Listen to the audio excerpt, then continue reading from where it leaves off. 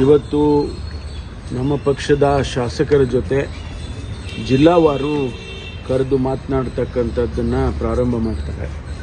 ಉದ್ದೇಶ ಏನಂತ ಹೇಳಿದರೆ, ಅವರವರ ಕ್ಷೇತ್ರದಲ್ಲಿ ಈಗ 50 ಕೋಟಿ ರೂಪಾಯಿ ಅನುದಾನವನ್ನು ಕೊಡಬೇಕು ಅಂತ ಹೇಳಿ ಅವರು ತೀರ್ಮಾನ ಮಾಡಿದ್ದಾರೆ.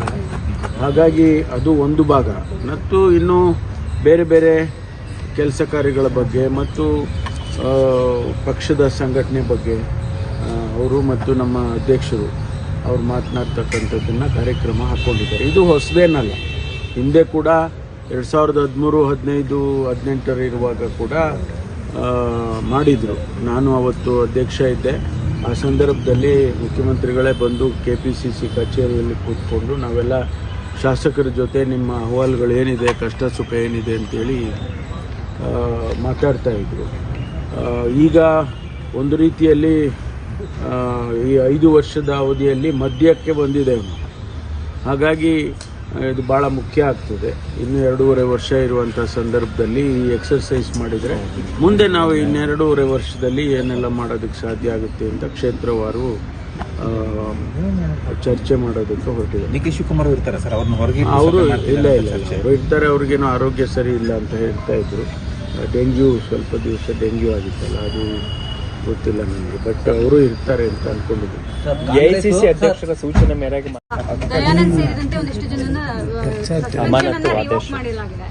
ಕ್ಯಾಬಿನೆಟ್ ಅಲ್ಲಲ್ಲ, ಕ್ಯಾಬಿನೆಟ್ನಲ್ಲಿ ವರದಿಯ ಬಗ್ಗೆ ಚರ್ಚೆ ಆಗಿದೆ. ಚರ್ಚೆ ಆದಮೇಲೆ ಕ್ಯಾಬಿನೆಟ್ ತೀರ್ಮಾನ ತಗೊಂಡಿದೆ. ಅವರನ್ನು ರೀಇನ್ಸ್ಟೇಟ್ ಮಾಡಿ ಅವ್ರ ಮೇಲೆ ವಿಚಾರಣೆ ಮುಂದುವರಿಸಬೇಕು ಅಂತೇಳಿ ತೀರ್ಮಾನ ಮಾಡಿದ್ದಾರೆ. ಅದರ ಪ್ರಕಾರ ಈಗ ರೀಇನ್ಸ್ಟೇಟ್ ಮಾಡಿ ವಿಚಾರಣೆಯನ್ನು ಮುಂದುವರಿಸ್ತಾರೆ.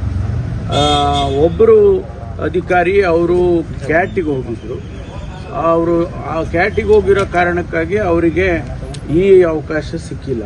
ಒಂದು ವೇಳೆ ಕ್ಯಾಟ್ನಲ್ಲಿ ತೀರ್ಮಾನ ಆದರೆ ಬೇರೆಯವ್ರ ರೀತಿಯಲ್ಲೇ ನೀವು ಇವ್ರನ್ನೂ ರೀಇನ್ಸ್ಟೇಟ್ ಮಾಡಿ ಅಂತ ಏನಾದರೂ ಡೈರೆಕ್ಷನ್ಸ್ ಕೊಟ್ಟರೆ ಅಥವಾ ಬೇರೆ ಏನು ಡೈರೆಕ್ಷನ್ ಕೊಡ್ತಾರೋ ಅದನ್ನು ನಾವು ಪರಿಗಣಿಸ್ತೇವೆ. ಏನಿಲ್ಲ, ನಾವೇ ತೀರ್ಮಾನ ಮಾಡಿರೋದಲ್ಲ. ಹಿನ್ನಡೆ ಹೆಂಗಾಗುತ್ತೆ?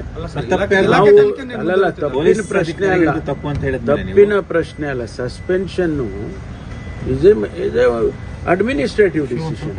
ಅದನ್ನು ರಿವೋಕ್ ಮಾಡಿದ್ದಾರೆ. ಈಗ ಸಸ್ಪೆನ್ಷನ್ ಪನಿಷ್ಮೆಂಟ್ ಅಂತ ಇರುತ್ತಾ? ಪ್ರೊಸೀಡರ್ ಅದು ಮುಂದುವರಿಯುತ್ತೆ. ಈಗ ತನಿಖೆ ಮುಂದುವರೆದಿದೆಯಲ್ಲ, ತನಿಖೆನಲ್ಲಿ ಏನ್ ಬರುತ್ತೆ ನೋಡೋಣ. ಡಿಪಾರ್ಟ್ಮೆಂಟಲ್ ಎನ್ಕ್ವೈರಿ ಮಾಡ್ತಾರೆ. ಆಯುಕ್ತರಾಗಿದ್ರು, ಸೊ ಹಾಗಾಗಿ ಪೊಸಿಷನ್ ಮೇಲೂ ಕೂಡ ಒಂದಿಷ್ಟು ಚರ್ಚೆ ಆಗುತ್ತಾ ಇದೆ. ಅವರಿಗೆ ಅದೇ ಪೊಸಿಷನ್ ಕೊಡೋದಿಲ್ಲ, ಕಮಿಷನರನ್ನೇ ಮತ್ತೆ ಮಾಡೋದಿಲ್ಲ. ಅವರಿಗೆ ಈಕ್ವಲ್ ಅವರ ಕಾಡರಿಗೆ ತಕ್ಕನಂಗೆ ಏನು ಪೋಸ್ಟ್ ಇರುತ್ತೆ ಅದನ್ನ ಕೊಡ್ತಾರೆ. ಸರ್, ಈಗ ಗೊಬ್ಬರ ಮಾರಾಟ ಈ ರೈತರುಗಳು ಪರದಾಡ ಪರಿಸ್ಥಿತಿ ಬಂದಿದೆ ಅಂತ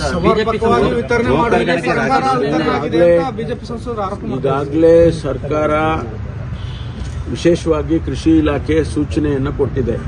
ಎಲ್ಲೆಲ್ಲಿ ಕಾಳಸಂತೆನಲ್ಲಿ ಗೊಬ್ಬರ ಮಾರ್ತಾರೆ, ಹೆಚ್ಚು ಹಣ ತಗೊಳ್ಳೋದಕ್ಕೆ ಪ್ರಯತ್ನ ಮಾಡ್ತಾರೆ, ಅವ್ರ ಮೇಲೆಲ್ಲ ಕೇಸ್ಗಳು ಮಾಡಿ ಅಂತ ಹೇಳಿ ಕೂಡ ಹೇಳಿದ್ದಾರೆ. ಅದು ಒಂದು ಭಾಗ. ಇನ್ನೊಂದು ಭಾಗ, ಈ ಬಾರಿ ಸ್ವಲ್ಪ ಚೆನ್ನಾಗಿ ಮುಂಗಾರು ಚೆನ್ನಾಗಾಗಿ ಮಳೆ ಮೊದಲೇ ಬಂದಿರೋದ್ರಿಂದ ಹೆಚ್ಚು ಕೃಷಿಯಲ್ಲಿ ಸ್ವಲ್ಪ ಚಟುವಟಿಕೆ ಜಾಸ್ತಿ ಆಗಿದೆ. ಹಾಗಾಗಿ ರಿಕ್ವೈರ್ಮೆಂಟು ಜಾಸ್ತಿ ಆಗಿರುತ್ತೆ.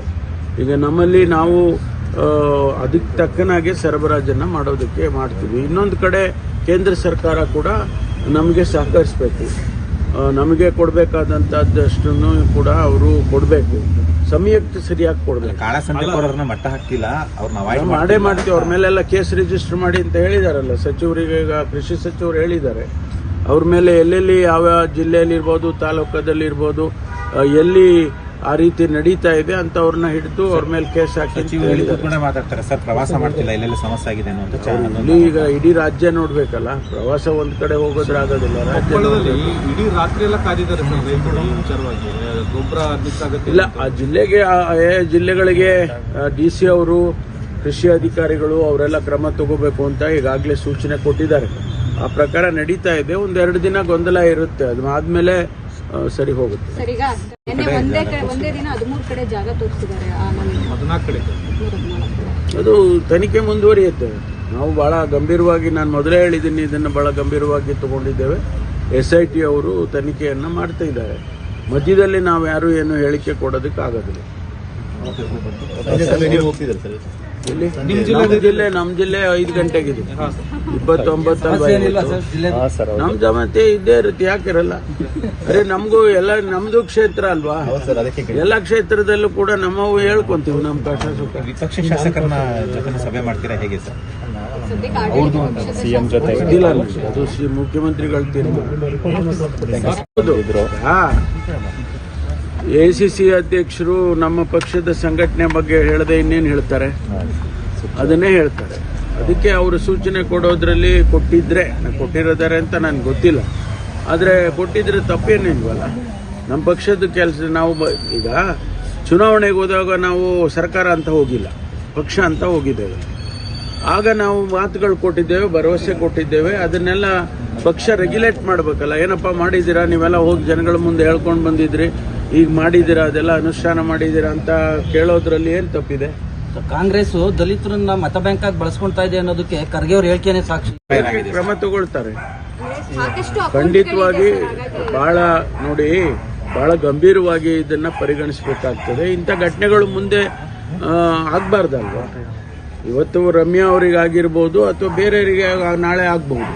ಅದೇ ಎಲ್ಲೋ ಒಂದು ಕಡೆ ಅದಕ್ಕೆ ಒಂದು ಫುಲ್ ಸ್ಟಾಪ್ ಹಾಕಬೇಕು. ಅದಕ್ಕೆ ಕಮಿಷನರು ಕ್ರಮ ತಗೊಳ್ತಾರೆ. ಅಧಿಕಾರಿಗಳಿಗೆ ಸೂಚನೆ ಕೊಟ್ಟಿದ್ದಾರೆ ಸರ್? ನಾನೇನು ಕೊಟ್ಟಿಲ್ಲ, ಅವರು ಕಮಿಷನರ್ ಕೊಡ್ತಾರೆ. ಮಹಿಳಾ ಆಯೋಗದವರು ಕೂಡ ಪತ್ರ ಬರೆದಿದ್ದಾರೆ ಸರ್ ಈ ವಿಚಾರ. ಅದನ್ನೆಲ್ಲ ಪರಿಗಣಿಸಿ ಪತ್ರ ಬರೆದಿರೋದಕ್ಕೆ ಉತ್ತರ ಕೊಡ್ತಾರೆ. ಕಮಿಷನರು ಕ್ರಮ ತಗೊಳ್ಳೋದಕ್ಕೆ ಯಾರು ಸಂಬಂಧಪಟ್ಟ ಅಧಿಕಾರಿಗಳಿದ್ದಾರೆ ಅವ್ರಿಗೆ ಸೂಚನೆ ಕೊಡ್ತಾರೆ. ನಾನು ಕೂಡ ಅವ್ರಿಗೆ ಸೂಚನೆ ಕೊಡ್ತೇನೆ, ಇಂಥದ್ದೆಲ್ಲ ನಡಿಬಾರ್ದು. ಹಾಗೆ ಸರ್ 4 ಜನ ಅಂದ್ರೆ ಅಂತ ವಿಜಯೇಂದ್ರ ಹೇಳಿದ್ರು. ನೋಡಿ, ಖರ್ಗೆ ಅವರು ಬಗ್ಗೆ ಈಗ ಯಾರ್ಯಾರು ಮಾತಾಡಿದಾರಲ್ಲ, ಅವ್ರು ಯಾರು ಖರ್ಗೆ ಅವ್ರ ಬಗ್ಗೆ ಮಾತನಾಡುವಷ್ಟು ಹಂತಕ್ಕೆ ಅವ್ರು ಯಾರು ತಲುಪಿಲ್ಲ. ಖರ್ಗೆ ಒಬ್ಬರು ನಮ್ಮ ಪಕ್ಷದಲ್ಲಿ ಅಷ್ಟೇ ಅಲ್ಲ, ಈ ರಾಷ್ಟ್ರದ ರಾಜಕಾರಣದಲ್ಲಿ ಒಬ್ಬ ಹಿರಿಯ ಮುಖಂಡರು, ಮತ್ತು ಅದನ್ನು ನಾವು ಪರಿಗಣಿಸಬೇಕಾಗ್ತದೆ. ಅವರು ಹೇಳುವಾಗ ಅವ್ರ ಮೇಲೆ ಟೀಕೆ ಟಿಪ್ಪಣಿಗಳು ಮಾಡೋದು ಅಷ್ಟೊಂದು ಸರಿ ಕಾಣಿಸಲ್ಲ. ಖರ್ಗೆ ಅವರು ಎಲ್ಲ ಹುದ್ದೆಗಳಿಗೂ ಸಮರ್ಥರಿದ್ದಾರೆ, ಅನುಭವ ಇದೆ, ಸುದೀರ್ಘವಾದಂಥ 50 ವರ್ಷದ ರಾಜಕಾರಣ ಮಾಡಿದ್ದಾರೆ. ಹಾಗಾಗಿ ಅವರು ಏನಾದರೂ ಹೇಳುವಾಗ ಅದನ್ನು ತಪ್ಪಾಗಿ ಭಾವಿಸೋದು ಸರಿ ಇಲ್ಲ. ಕೆಲವರು ರಾಜ್ಯಕ್ಕೆ ಬರಲಿ, ಅವರು ತಪ್ಪು ಏನಿಲ್ಲ. ಅವ್ರೀಗ ನೋಡಿ, ನಮ್ಮ ಪಕ್ಷದಲ್ಲಿ ಅವರೇ ನಿರ್ಣಾಯಕ ಸ್ಥಾನದಲ್ಲಿದ್ದಾರೆ. ಯಾರನ್ನು ಮುಖ್ಯಮಂತ್ರಿ ಮಾಡಬೇಕು ಅಂತೇಳಿ ತೀರ್ಮಾನ ಮಾಡೋರೇ ಅವರು, ACC ಅಧ್ಯಕ್ಷರು. ಹಾಗಾಗಿ ಅವರು ಒಂದು ವೇಳೆ ರಾಜ್ಯದ ರಾಜಕಾರಣಕ್ಕೆ ಬರ್ತೀವಿ ಅಂತ ಹೇಳಿದ್ರೆ ಅದು ತಪ್ಪು ಅಂತ ಯಾರು ಅರ್ಥೈಸಬಾರ್ದು. ಸರ್ ಈಗ ರಮ್ಯಾ